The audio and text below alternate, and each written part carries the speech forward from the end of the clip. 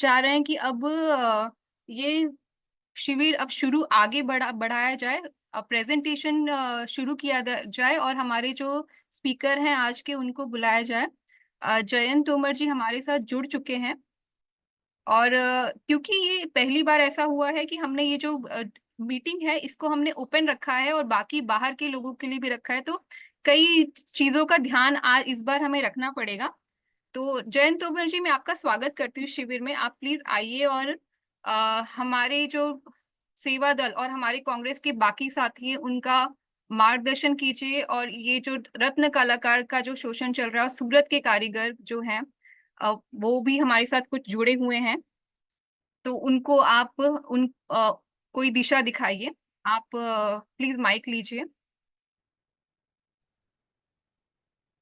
बहुत धन्यवाद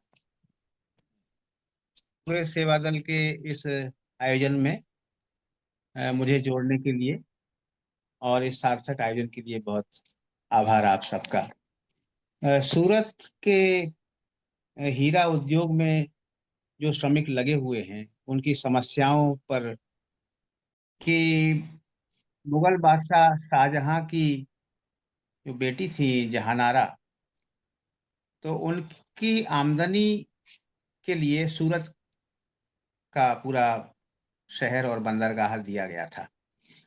और ये अभिलेखों में दर्ज है कि जहानारा की का जो जीवन है वो सूरत बंदरगाह और सूरत शहर की आमदनी से चलता था। तो ये एक ऐतिहासिक परिप्रेक्ष्य है। लेकिन अभी हम बात कर रहे हैं कि सूरत के हीरा उद्योग पर, हीरा श्रमिकों पर किस तरह का संकट आया हुआ है उसके बारे में। हम सबको शायद ये जानकारी होगी कि पिछले लगभग 1.5 वर्ष में सूरत के 70 से ज्यादा हीरा उद्योग में लगे जो श्रमिक हैं उन्होंने अपना जीवन समाप्त कर लिया है, आत्महत्या कर ली है।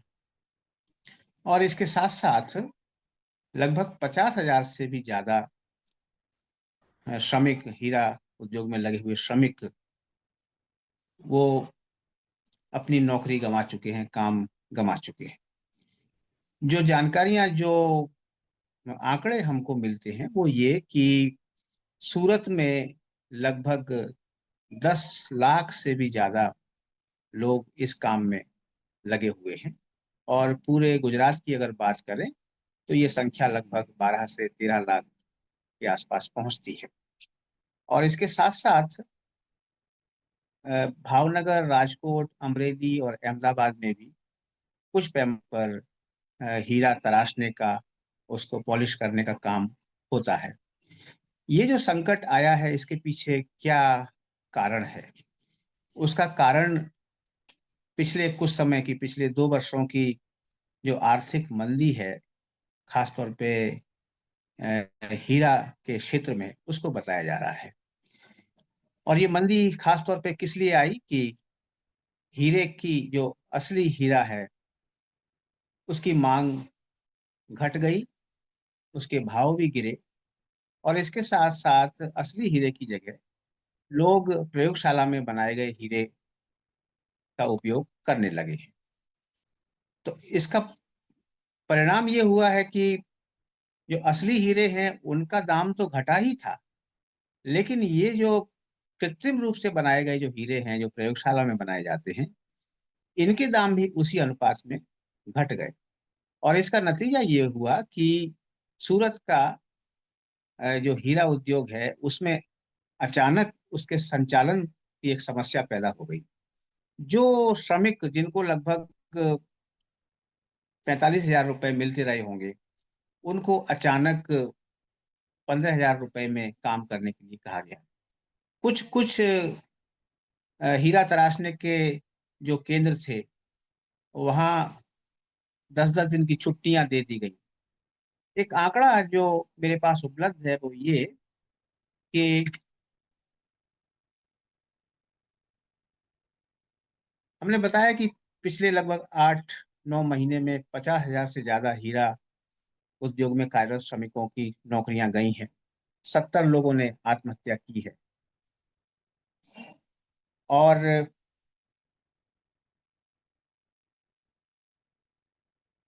लगभग 10 लाख लोग इस काम में लगे हुए हैं, हीरा तराशने के काम में लगे हुए हैं। 4,000 कारखाने हैं, 4,000 इकाइयां हैं हीरे की।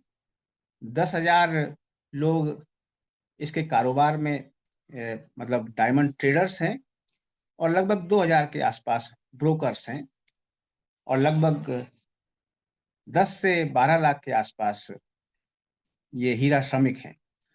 ऐसा नहीं है कि ये सब हीरा श्रमिक गुजरात के ही हों। मुझे जानकारी है कि ग्वालियर, चंबल, मध्य प्रदेश के ग्वालियर में भिंड और मुरैना के हजारों की तादाद में जो लोग हैं वो सूरत के हीरा उद्योग में काम कर रहे हैं, और उनके परिवारों का जीवन यापन इस पर आश्रित रहता है। और एक बार ऐसा भी हुआ था कि कुछ ऐसी घटना हुई थी जब ग्वालियर चंबल संभाग के उन लोगों को जो सूरत में काम कर रहे हैं उनको वापस आना पड़ा था। कुछ ऐसी परिस्थितियां बनी थी। तो उस संख्या से उस समय जो एक, ये लगभग 20 साल पुरानी बात है, इससे ये समझ में आ सकता है कि कितने बड़े पैमाने पर लोग सूरत में कार्यरत हैं। भारत के विभिन्न अंचलों के तो होंगे ही, लेकिन जो हमने देखा है वो एक मध्य प्रदेश के संदर्भ में वो बात हमने आपके सामने रखी है। ये जो कहा जा रहा है कि असली हीरा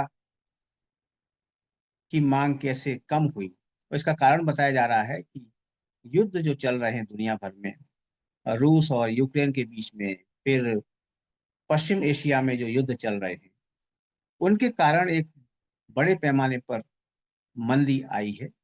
और जिससे जिन देश के लोग हीरा खरीदते थे, असली हीरा खरीदने में रुचि लेते थे, उन्होंने अचानक हीरा असली हीरा खरीदना बंद कर दिया। नकली नकली तो नहीं कहेंगे, उनको कृत्रिम कहेंगे या प्रयोगशाला में बनाए गए हीरे कहेंगे, उनकी मांग बढ़ी और उनके भी दाम तेजी से कम हुए। और इसके चलते पूरी जो अर्थव्यवस्था है हीरा उद्योग की, वो गड़बड़ा गई है।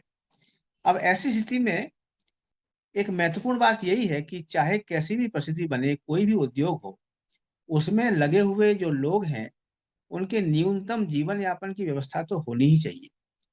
उनका खान पान ठीक से चले, उनके बच्चों की फीस भरी जा सके। ये तो सरकार को और अंतर्राष्ट्रीय जो श्रम संगठन है उन सबको मिलकर ये सुनिश्चित करना चाहिए कि ये जो लोग बेरोजगार हो रहे हैं, पहली बात तो ये बेरोजगार नहीं हो। कुछ ऐसी व्यवस्था बनाई जाए जिसमें कि आयात या निर्यात में कुछ ऐसी व्यवस्था बनाई जाए जिसको बढ़ाकर इतनी वित्तीय व्यवस्था हो जिससे इन सब कारीगरों का परिवार पल सके। आज सूरत में हजारों की तादाद में लोग डिलीवरी बॉय का काम कर रहे हैं, जो पहले हीरा उद्योग में लगे हुए थे। उन्होंने छोटे छोटे होटल खोल लिए हैं, छोटे छोटे गुमटियां खोल ली हैं, और इस तरह से किसी तरह अपने परिवार को वो पाल रहे हैं। कोई भी सरकार हो, किसी भी देश की सरकार हो, उसका ये दायित्व तो बनता है कि अपने नागरिकों की आजीविका को सुरक्षित करने के लिए भरसक कदम उठाए। ये अंतर्राष्ट्रीय स्तर के संगठनों का भी काम है। और इसलिए ये तो ठीक है कि जब जब युद्ध होंगे तो मंदी आएगी, लेकिन कोशिश ये भी होनी चाहिए कि ये संदेश उन देशों तक पहुंचे जो युद्ध में रत हैं, युद्ध कर रहे हैं, कि उनके इस युद्ध का परिणाम कितना अ, कितने दूर तक लोग भुगत रहे हैं। तो ये एक छोटी सी बात आप सबके सामने मैंने सूरत के हीरा उद्योग के संकट के ऊपर आपके सामने रखी है। धन्यवाद।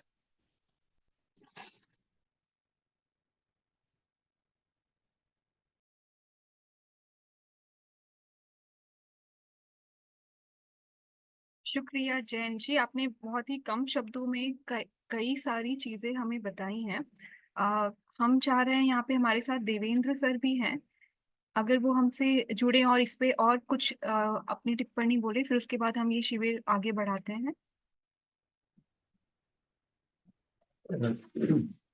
पहले तो मैं आदरणीय जयंत तोमर जी का जो एक छोटे से गांव धनशुला अंबा तहसील की गांव है, जिला मुरैना का। और इनके जीवन पर थोड़ी बात करना चाहता हूँ, जो इतने कम शब्दों में एक प्रतिशत इन बातों को अच्छे से रख सकता है, और किन किन संदर्भों में कैसे कैसे क्या प्रभाव पड़ा है इस उद्योग पर या हीरा जगत पर या श्रमिकों पर, उसको उन्होंने रखा है। तो इनके बारे में इनका परिचय थोड़ा दे दूं।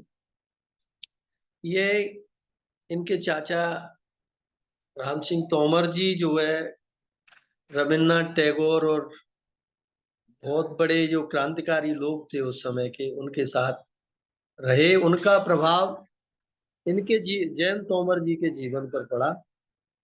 और जयंत तोमर जी पूरी तरह गांधीयन हैं, लोहियावादी हैं और समाजवादी विचारधारा के पोषक हैं। ये जीवाजी यूनिवर्सिटी में विभाग अध्यक्ष पत्रकारिता रहे हैं, आईटीएम में विभाग अध्यक्ष पत्रकारिता रहे, यूनिवर्सिटी, दोनों यूनिवर्सिटियों में। उसके साथ साथ इनकी लेखनी, संचालन और संपादन, किसी भी क्षेत्र में इनके हजारों स्टूडेंटों को भी सीखने को मिला है।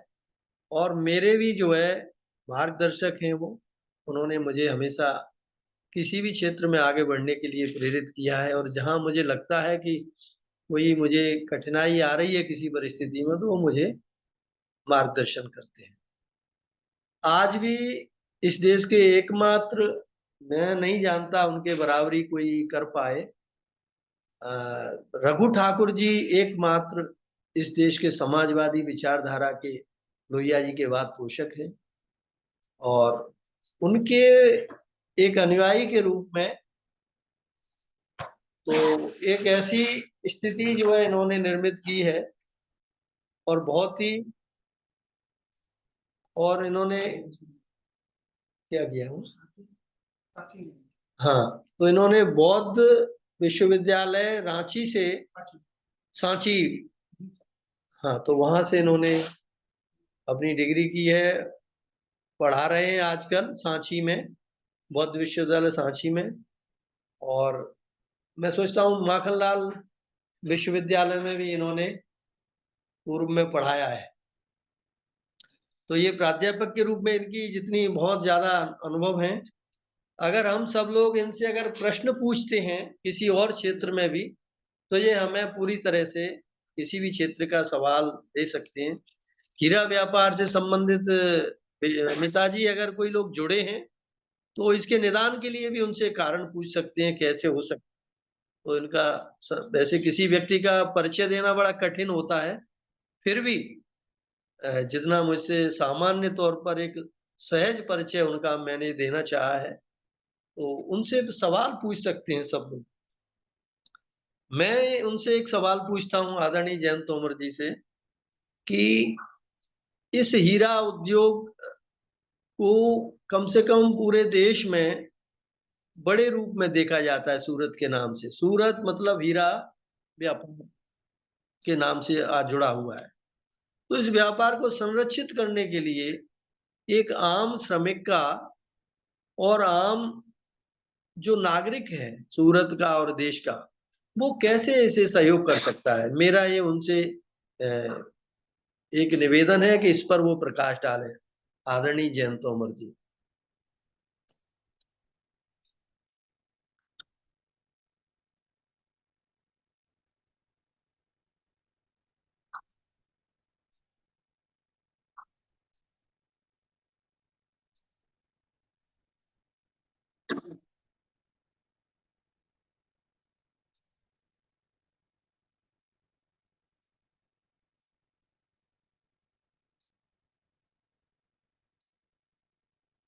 जयंत सर, आपको बात मेरी सुनाई दे रही है?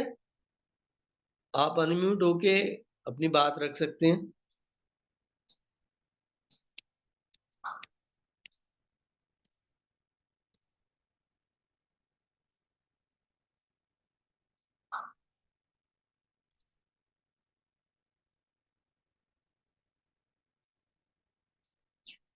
शायद उनको सुनाई नहीं दे रहा है अमिता जी, या कुछ डिस्टर्ब है। अच्छा, आप आगे अपनी कार्रवाई बढ़ाइए। Okay sir.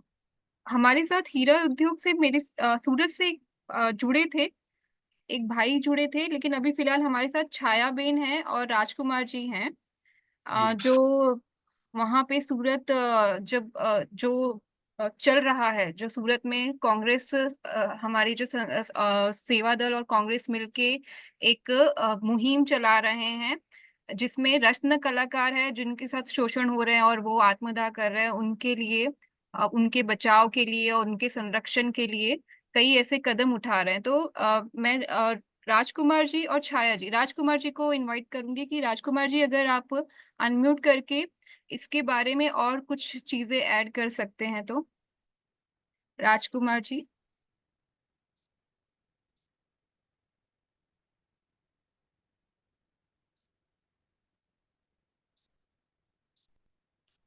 नमस्कार। नमस्ते जी, राजकुमार जी। ऐसा है, ये जो डायमंड नगरी है हमारे सूरत, ये आज लगभग 25-30 साल से चल रहा है गुजरात, सॉरी सूरत के अंदर ज्यादातर। और इसमें 90% सब सौराष्ट्र के लोग ही हैं। अब मंदी का कारण क्या है, ये अभी कुछ सरकारों के ऊपर ही है, क्योंकि पिछली सरकारें और अभी सरकारों में काम करने का तरीका बहुत अलग अलग। पहले की सरकारें जो है उनका कुछ विजन होता था, पर आज की सरकार टेलीविजन पे ही अपना सब काम करती है। सिर्फ पन्ने पर लिखा पढ़ा हो गया, बस काम खत्म।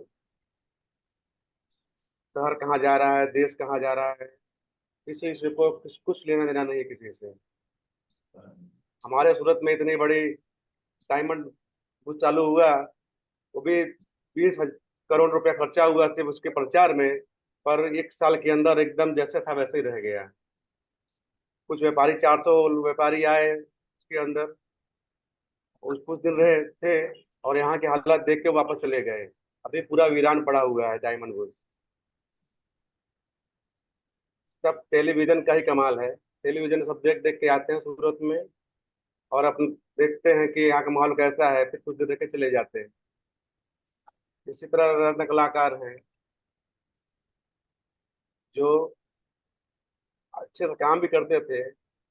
पहले से उन लोग काफी सक्षम थे, उन लोग को इसमें सैलरी इतनी थी कि आज जो मार्केट में काम कर रहे हैं उनके 3 गुना ज्यादा सैलरी उनकी थी। मार्केट में अगर 5,000 सैलरी मिलती है तो उन लोग को 15,000 सैलरी मिलती थी उसमें। सैलरी ज्यादा होने की वजह से उन लोग के मौज शौक बढ़ते गए। उन लोग लोन घर किराया, लोन पे घर किराया लिया, गाड़ी ली, बड़ी बड़ी वस्तुएं ली। आज के डेट के मंदी के दौर में वो लोग अपना खर्चा पूरा नहीं कर पा रहे हैं।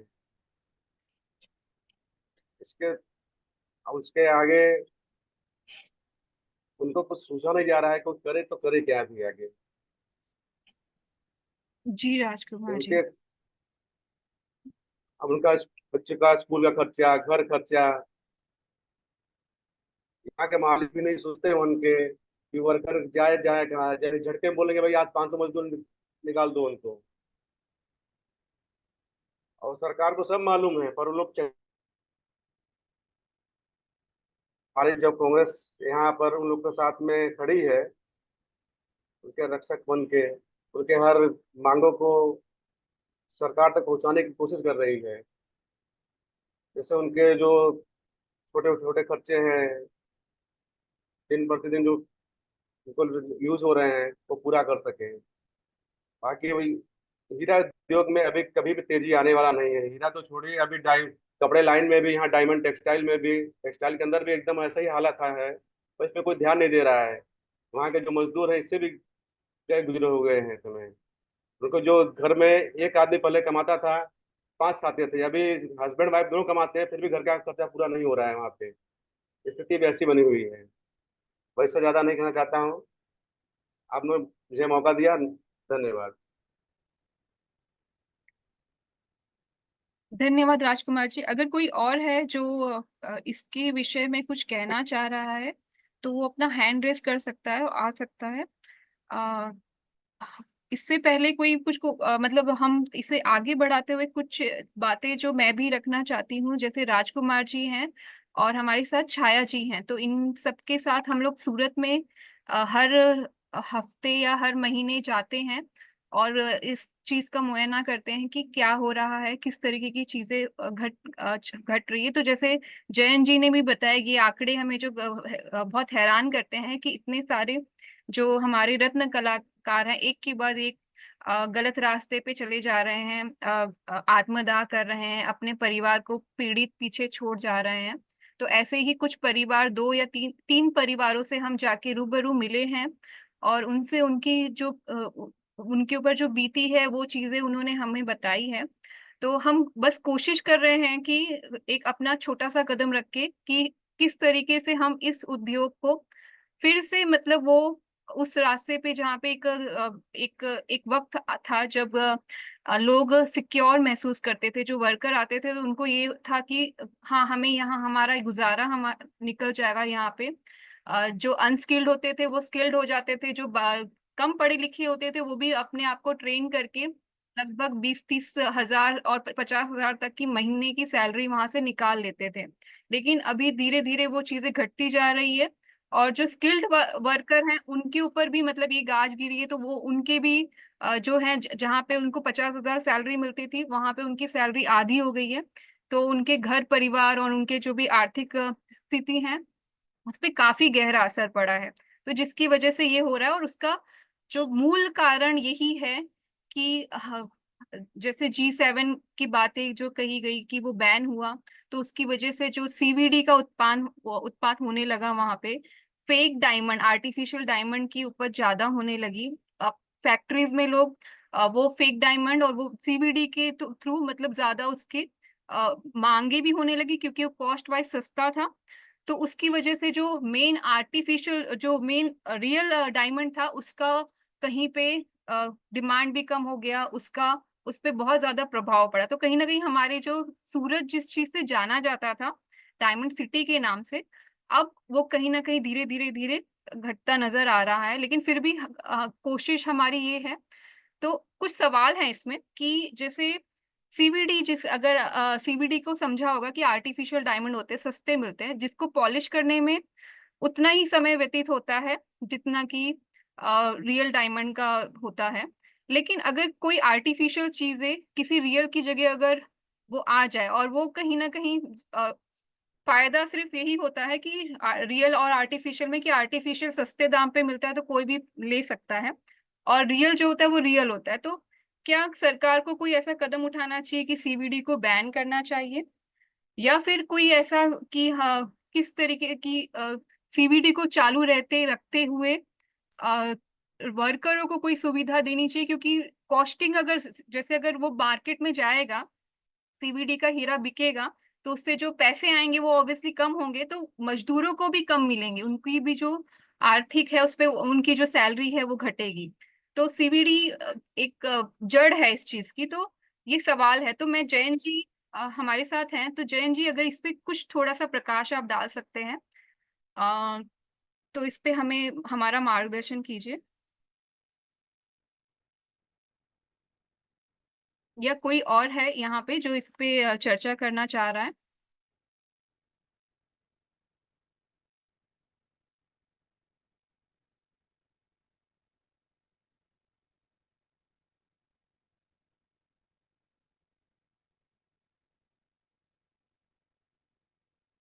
जयंत जी, आप सुन, जयंत सिंह जी, आप सुन पा रहे हैं?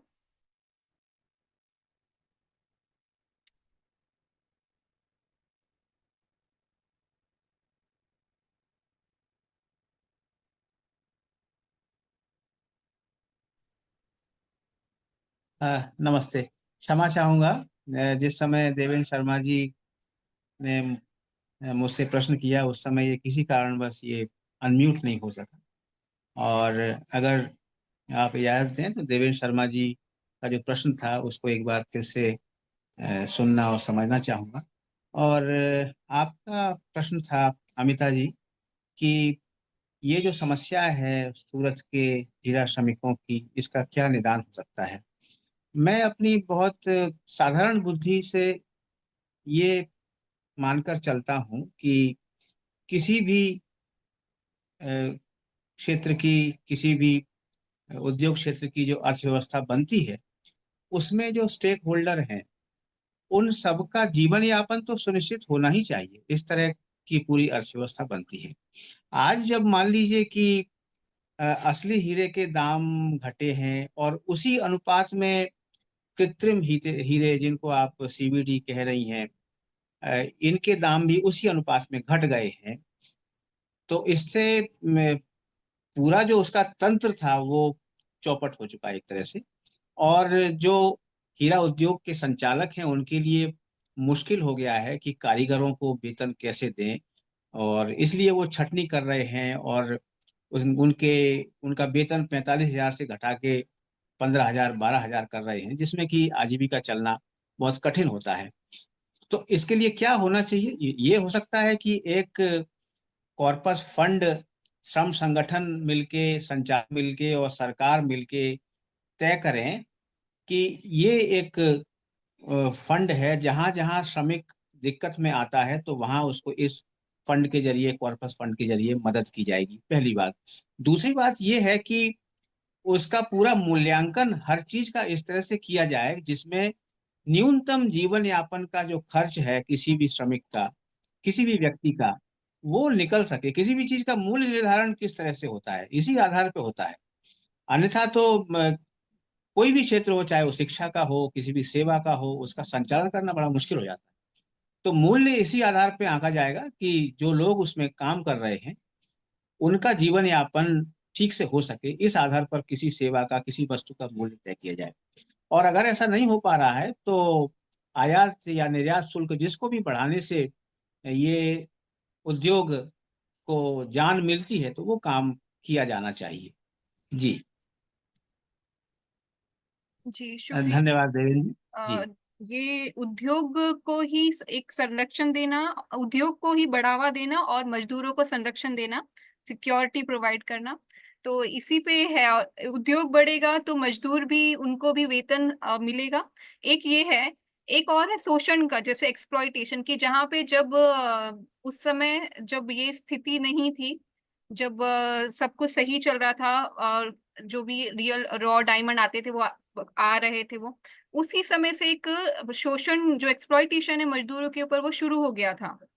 कि जो अनऑर्गेनाइज मार्केट जिसे कहा जाता था, उसका जो एक प्रसार था वो शुरू हो गया था, क्योंकि मांगे ज्यादा थी तो अनऑर्गेनाइज वे में वो शुरू कर देते थे, बिना किसी चीज को रजिस्टर किए हुए, बिना कंपनी रजिस्टर या फर्म रजिस्टर किए हुए, और मजदूरों को बुलाते थे और सैलरी के नाम पे कैश बेसिस में वो देते थे पैसे। तो कोई उनका गारंटी नहीं था, कोई सिक्योरिटी नहीं था, पीएफ का कोई फंडा नहीं हुआ, कोई वर्कर यूनियन नहीं हुए। आज भी ये चीजें चालू है कि उनको सैलरी जो है वो कैश में दी जाती है। तो वो उनका कहीं पे नामो निशान नहीं है कि वो मजदूर रहे हैं। अगर उनको कोई सर्टिफिकेट दिया जाए कि डायमंड वर्कर है, तो वो कभी किसी को बता नहीं सकेंगे कि हम डायमंड वर्कर हैं।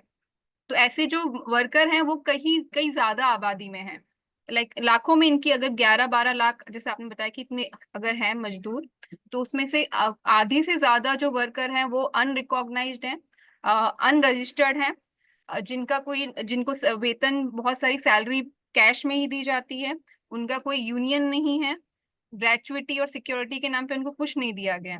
तो वो, उसके लिए हम क्या कदम उठा सकते हैं? क्या हम कोई अवेयरनेस ला सकते हैं मजदूरों के लिए?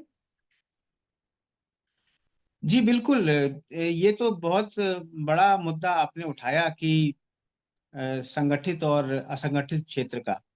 और ये भी समझ में आता है कि सूरत का जो हीरा उद्योग है वो किस तरह से असंगठित है, और उनकी कोई कागजी लिखा पढ़ी नहीं है कि वो कहीं जा सकें, किसी श्रम न्यायालय में कहीं पे वो जा सकें और आवेदन दे सकें कि उनकी स्थिति क्या है, ये बता सकें। तो ये निश्चित रूप से एक जागरूकता अभियान चलाना चाहिए।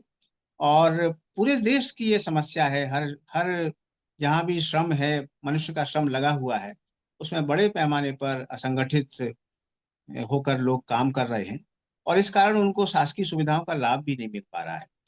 तो जरूर इस दिशा में तो काम होना ही चाहिए। अगर ये संकट बिल्कुल सर पे मंडरा रहा है तब अगर करें तब भी ठीक है, लेकिन ये बहुत जरूरी है। जी। जी जी हाँ जी। आ, तो हम ये हमारा यही कदम होगा आगे का कि हम कोई ऐसा जागरूकता अभियान या हम कुछ इस तरह से कर सके मजदूरों के लिए। देवेंद्र सर भी हमारे साथ है जो सवाल पूछना चाह रहे थे, तो वो आप देवेंद्र सर आप सवाल फिर से रख दीजिए, वो शायद जैन जी सुन नहीं पाए थे, तो आप फिर से अपना सवाल रखिए। अनम्यूट करिए सर आप अपने आप।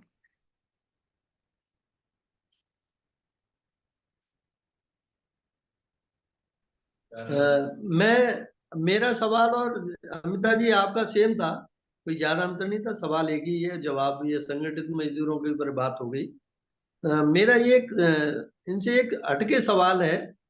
जो हमारे साथी जो आज जुनून और उत्साह के साथ कार्य कर रहे हैं सेवा दल में, गुजरात में खासकर, और पूरे देश में संघर्ष के दौर में, तो जैन जी से मैं कुछ ऐसे एक दो एग्जाम्पल सुनना चाहता हूँ यहाँ पर अपने साथियों के लिए, जो हमारे उत्साहवर्धन करें और इस अच्छे और ईमानदार और पवित्र रास्ते पर जैसे हम आगे बढ़ रहे हैं संघर्ष के रास्ते पर, तो उसमें वो कुछ हमें थोड़ा प्रोत्साहित करें, उत्साहित करें। ये भले ही विषय से हटके है, लेकिन इस पर भी मैं उनसे थोड़ा सा चाहता हूँ कि वो अपने हमें लोगों के लिए अपनी बात रखें। देवेंद्र जी, बहुत आपका आभार। आपने मुझे इस मंच से, इस प्रतिष्ठित मंच से जोड़ा।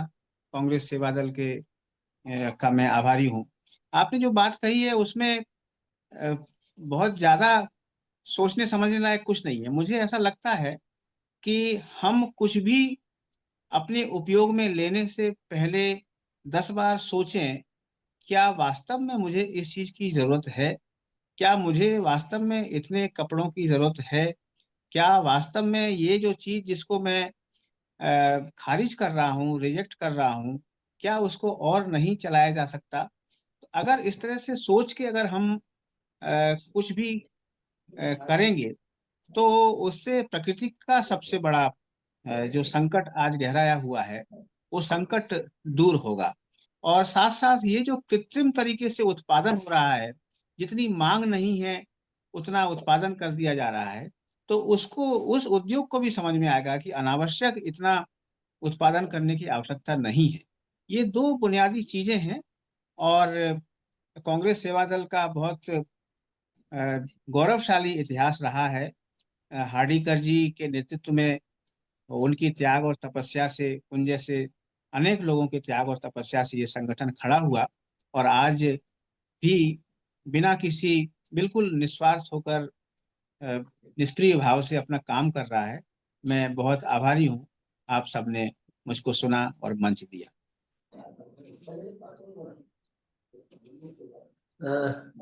आप सबका और पूरी टीम के तरफ से और कांग्रेस सेवा दल परिवार की ओर से अमिता जी, आभार प्रदर्शन के लिए आप किसी को कहें या आप स्वयं करें, जयंत तोमर जी का। मैं आभार करूंगा तो थोड़ा लगेगा कि घर में ही आभार हो रहा है एक ही अंचल में, तो आप लोगों में कोई भी व्यक्ति आभार प्रदर्शन करे। अमिता जी। जी, दुर्गा जी हमारे साथ हैं। अगर वो उनका माइक ठीक से चल रहा है तो वो दुर्गा जी, मैं आपसे रिक्वेस्ट करूंगी आप आइए। आप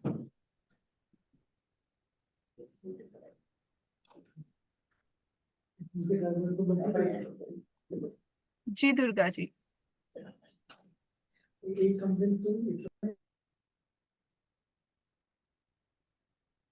हाँ, अनम्यूट करना होगा आपको।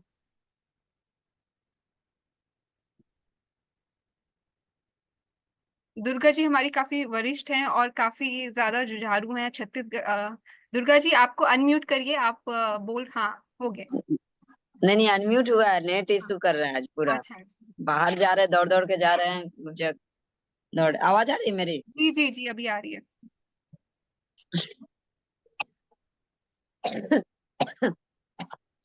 अच्छा, हाँ बोलिए, हम आपका आवाज नहीं सुन पा रहे थे, बताइए। एकदम नहीं आवाज आ रहा था, आपका वाला नहीं सुन पाए, बताइए। जी देवेंद्र सर तक का सुने, खाली आप बताइए। जी, तो हमारे साथ दुर्गा जी जैसे जयंत तोमर जी हैं, और इनके बारे में सारी चीजें हमने जो डिस्कस की थी, तो हाँ जो पूरा शिविर इन्होंने बहुत बहुत सारी चीजें हमें बताई है। हम काफी कंफ्यूज फील कर रहे थे इसके पहले, मतलब हमें नहीं पता चल रहा था कि हम किस तरह से किस दिशा में जाएं। ये पहला शिविर ऐसा है जो कहीं ना कहीं थोड़ा सा हटके हमने लिया है मजदूरों के ऊपर, श्रमिक के ऊपर। और जैन जी ने हमें बहुत सारी ऐसी, मतलब उनकी भावनाओं से भी कहीं पे जोड़ा। उनकी जो तकलीफें हैं उससे कहीं पे अवगत हमें कराया गया। मेरी हिंदी बहुत अच्छी नहीं है इसलिए मैं ठीक से शायद नहीं बोल पाऊंगी, लेकिन जो एक भावना है, जब कोई बोलता है तो जैसे गूज बम्स होते हैं कि हाँ वो कहीं ना कहीं कुछ ऐसे आपके अंदर के हृदय की कुछ ऐसे तार को छेड़ रहा है, तो उस तरीके की जब वो बोल रहे थे तो इस तरह से हमें महसूस हो रहा था। और आगे हमें एक दिशा दिखाई दे रही थी कि जब हम पूरी तरह से अंधेरा छा जाता है कि अब हम क्या करें आगे। कांग्रेस और कांग्रेस सेवा दल एक ऐसा संगठन है जो निरंतर प्रयास करता रहता है।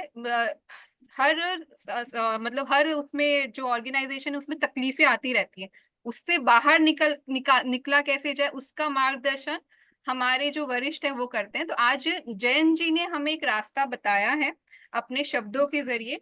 हम उनका आभार व्यक्त करते हैं कि वो उन्होंने अपना बहुत कीमती समय आज हमें दिया। और हम उनसे विनती करेंगे कि आगे भी इस दिशा में हमें हमारा मार्गदर्शन करते रहें, हमसे जुड़ते रहें, क्योंकि ये शायद एक निरंतर प्रयास है और ये कब तक चलेगा हमें नहीं पता। आगे भी हमें आपकी जरूरत पड़ेगी, तो दिल से आपका धन्यवाद व्यक्त करते हैं हाँ, पूरी टीम की ओर से। और राजकुमार जी, देवेंद्र सर, आप सबका भी बहुत बहुत धन्यवाद कि आपने कहीं ना कहीं हमें एक रास्ता बताया। शुक्रिया जयंत जी और शुक्रिया देवेंद्र सर। धन्यवाद। तो अगर इसके बाद किसी का सवाल है तो हम आप आ सकते हैं और पूछ सकते हैं। और अगर नहीं तो इसके साथ हम जो हमारा पारंपरिक तरीका है उससे हमें मीटिंग एंड करते हैं। दुर्गा जी एक जो और धन्यवाद व्यक्त करने का तरीका है वो शुरू करते हैं, फिर उसके बाद हम सेवा दल का आज का गीत गाते हैं।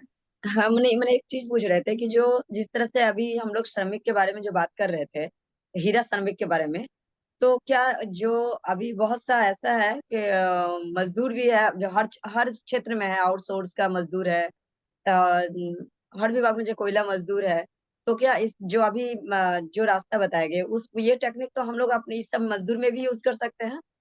जो ठेका मजदूर है, फिर जो लोडिंग मजदूर है, कोयला जो खान से आउटसोर्स के करके लाते हैं, वो सब मजदूर है, बहुत तरह का मजदूर है, तो उन लोग पे भी हम इम्प्लीमेंट कर सकते हैं क्या? जयंत जी से मेरा एक ये क्वेश्चन था, मैंने हम प्रश्न जानना चाह रहे थे, क्योंकि हमारा कुछ क्षेत्र कोयलेरी का भी है, कोयल इलाका है मेरा क्षेत्र। तो क्या है, आउटसोर्स वाले लोग भी जो अभी बहुत सा क्या होता है, लोडिंग वाले लोग जो आउटसोर्स वाले लोग होते हैं कि कहीं ना कहीं उन लोग काम करते करते कोयला काटता है, चाहे गाड़ी लोड करता है, वो लोग फिर कुछ दिन बाद उन लोग को बैठा दिया जाता है, बंद कर दिया जाता है। वो लोग भी आस्ते आस्ते अपना कुछ दिन काम करके अपना फिर गॉन हो जाता है। तो उन लोग के लिए भी क्या इस तरह से हम लोग कोई ना कोई तो माने एक माने जानकारी और आंदोलन यदि के या कुछ जानकारी हो सके तो थोड़ा सा गाइडलाइन बताइएगा जयंत जी, तो मैंने अच्छा लगेगा हम लोग को भी कि मजदूर के जी दुर्गा जी, व्यापार संबंध जाके मेरी बैठ। आवाज आप सुन पा रही हैं जी? हाँ हाँ जी जी। जी जी, आपने बहुत सही बात कही कि मुझे लगता है कि किसी भी असंगठित क्षेत्र में पूरे देश को काम करने की जरूरत है। असंगठित क्षेत्र सबसे ज्यादा पीड़ाओं का दंश झेल रहा क्षेत्र है। और मुझे लगता है कि जो लोग भी इस दिशा में काम कर रहे हैं उन्हें महात्मा गांधी के जीवन का वो अध्याय पढ़ना चाहिए जब वो दक्षिण अफ्रीका में जो प्रवासी भारतीय थे उनकी समस्या के लिए काम कर रहे थे, जिनको गिरमिटिया मजदूर कहा जाता था। तो असंगठित क्षेत्र में कहीं भी लोग काम कर रहे हैं, ईंट भट्टे पे या कोयला उद्योग में या कहीं भी, वो हमारी प्राथमिकता में रहना चाहिए। और साथ साथ आज हीरा उद्योग पे तो बात हुई, उन सब के कल्याण की हमें सबसे पहले चिंता करनी चाहिए। जी जी, ये बहुत बहुत चलिए धन्यवाद। चलिए आप आए जयंत जी, और सभी हम लोग का गार्जियन जितने भी हैं, देवेंद्र भैया हैं और राजकुमार जी हैं, अमृता जी, सारे टीम्स को जितने भी जुड़े हैं सभी को बहुत-बहुत धन्यवाद। और जयंत जी को हम लोग का सेवा दल परिवार से जन सेवा में हम लोग का अच्छा एक मार्गदर्शन दिए। बीच-बीच में आवाज़ कट रही थी, बाहर दौड़-दौड़ के हम जा-जा के आवाज़ को सुन रहे थे, लेकिन बहुत अच्छा लगा। और इसी तरह से हम लोग को भी मार्गदर्शन करते रहिएगा, ताकि हम लोग भी जो जिस तरह से अपना ज़मीन में जाकर अच्छा काम कर सकें और लोगों के बीच में, गाँव के लोग के मज़दूर के बीच में जाकर एक अच्छा मैसेज दे सकें। इस जानकारी दी है इसके लिए आपको तहे दिल से बहुत-बहुत धन्यवाद। और हमारा एक जो परंपरा है, हर्ष हर्ष धन्यवाद। हर हर्ष हर्ष धन्यवाद। धन्यवाद। मिलते रहेंगे, जय जय हिंद। हिंद। मिलते रहेंगे, जय जय हिंद। हिंद। हर्ष हर्ष धन्यवाद। धन्यवाद। मिलते रहेंगे, जय जय हिंद। हिंद। चलिए, धन्यवाद जयंती जी और सारे पूरे सब टीम को। किसी तरह से जनसेवा के माध्यम से हम लोग को मार्गदर्शन मिलते रहे और हम लोग आगे बढ़ते रहे। थोड़ा हम 23 तारीख तक, अमृता जी, हम भी चुनाव के लिए थोड़ा-सा इधर 20 तारीख तक व्यस्त रहेंगे। उसके बाद फिर कंटिन्यू टू ध्यान देंगे हम भी। जी, जी, दुर्गा जी। तो हमने एक सेवा दल का सॉन्ग है वो डाल दिया है।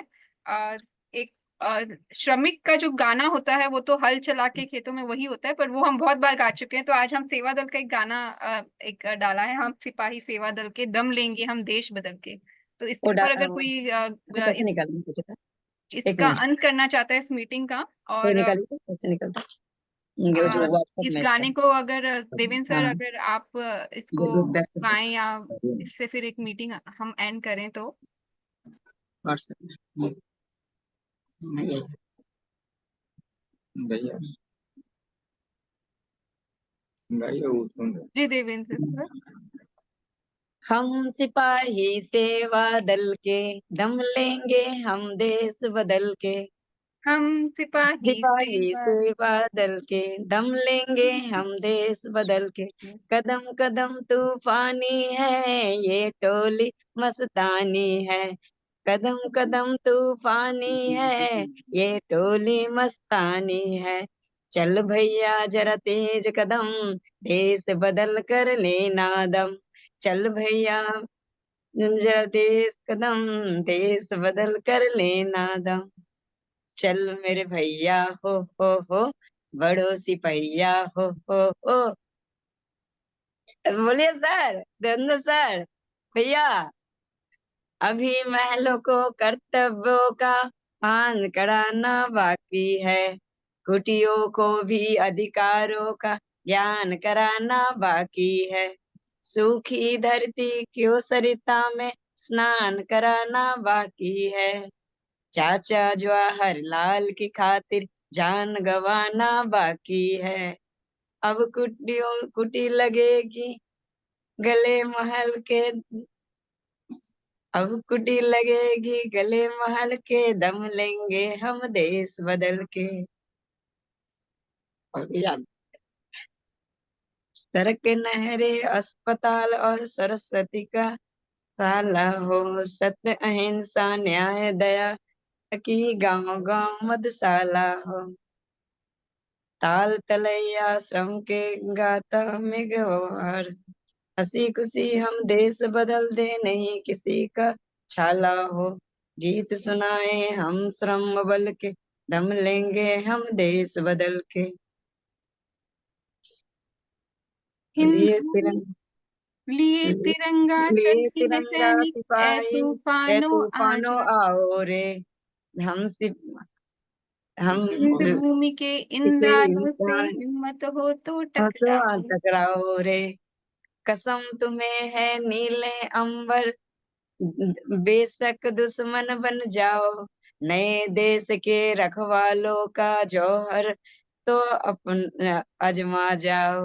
रख देंगे चुटकी में मसल के, दम लेंगे हम देश बदल के। रख देंगे हम चुटकी में मसल के, दम लेंगे हम देश बदल के। कदम कदम तूफानी है, ये टोली मस्तानी है। चल भैया जरा तेज कदम, देश बदल कर लेना दम। बाधाओं मत पथ में आओ, नहीं रुकेंगे सेवा दल। सेवा दल के झलक रही है, उम्र चला है सेवा दल। भारत की जनता का दल है, हम बच्चों का सेवा दल। मंजिल पाकर ही दम लेंगे, दीवानों का सेवा दल। रस रास्ते पा गए हैं मंजिल के, दम लेंगे हम देश बदल के। रास्ते पा गए हैं मंजिल के, दम लेंगे हम देश बदल के। हम सिपाही सेवा दल के, दम लेंगे हम देश बदल के। कदम कदम तूफानी है, ये टोली मस्तानी है। चल भैया जरा तेज कदम, देश बदल कर लेना दम। चल भैया भैया तेरा तेज कदम, देश बदल कर लेना दम। चल मेरे भैया हो, बड़े सिपहिया हो। जय हिंद, जय भारत, वंदे मातरम। तो रास्ते पा गए हैं मंजिल के, दम लेंगे हम देश बदल के। इसी गाने के साथ अब इस शिविर का अंत करते हैं और फिर अगले रविवार फिर मिलेंगे इसी समय में कुछ इसी तरीके की एक टॉपिक को लेकर। तब तक के लिए सबको शुभ रात्रि और अपना अपना ख्याल रखिएगा। शुक्रिया सभी को। सभी को शुभ रात्रि।